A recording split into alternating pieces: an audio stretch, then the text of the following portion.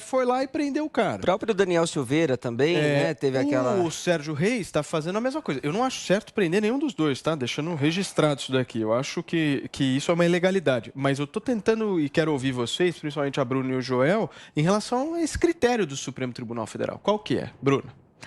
Olha, o critério é agir de maneira que interesse aos aliados políticos do pessoal que está no Supremo, né?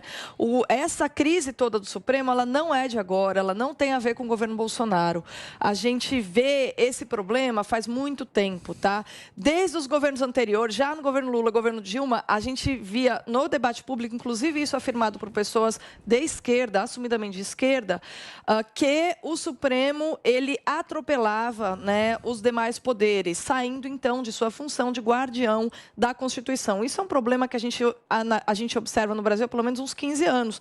Então, o que a gente chegou agora foi ao extremo, né? Porque como o Bolsonaro é uma figura, de fato, de jogar as coisas na mesa, de falar as coisas, de escancarar o que está acontecendo, os problemas que antes eram discutidos de maneira mais amena, hoje são discutidos com mais virulência, tá? A diferença é na forma da discussão. Mas eu ouço... minha filha está com 10 anos, tá?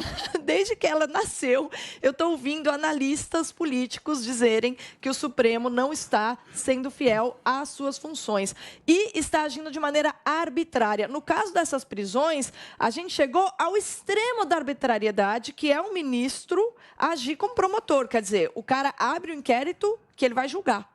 Então, na verdade, você tem aí um acúmulo de funções. Nesse sentido, a gente tem um quadro que destrói a estabilidade política do Brasil, né? Por exemplo, eu não vou deixar de falar que o Alexandre de Moraes, por exemplo, não está à altura do cargo. É um cara que não devia estar lá. Eu não vou deixar de falar que o Barroso age como militante, o que está errado. Eu não vou deixar de falar que o Toffoli é um cara medíocre, que não tem capacidade para ser ministro do Supremo. Eu não vou deixar de falar isso. Agora, será que isso... Vai ser preso, hein? Então, esse é o problema. A gente não sabe, né? Como eu não sou importante, não mobilizo ninguém, sou uma figura irrelevante, provavelmente, obviamente, eu não vou ser presa. Mas uma pessoa como Roberto Jefferson, que abriu o PTB, refez o estatuto do PTB, abriu para os conservadores, e o que a gente observa é que ser conservador no Brasil hoje é crime. Quer dizer, não é que os conservadores não podem disputar eleições, não podem ganhar limpo. Eles não podem... estar nas eleições, entende? Essa sensação que a gente vê, a gente percebe vindo do Supremo.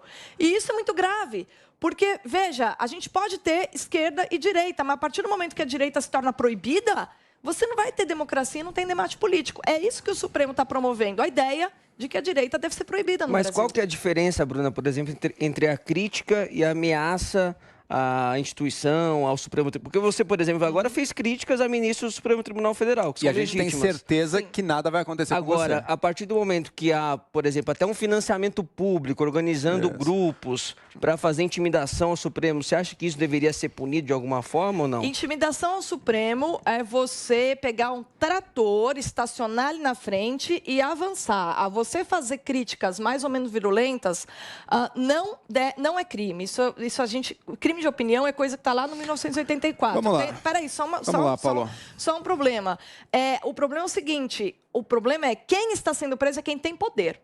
É quem tem poder para dizer para a sociedade e ampliar um discurso que está na sociedade. São essas pessoas que têm sido perseguidas. Algumas birutas, né, como o Daniel, lá, o deputado, que fala de uma maneira equivocada.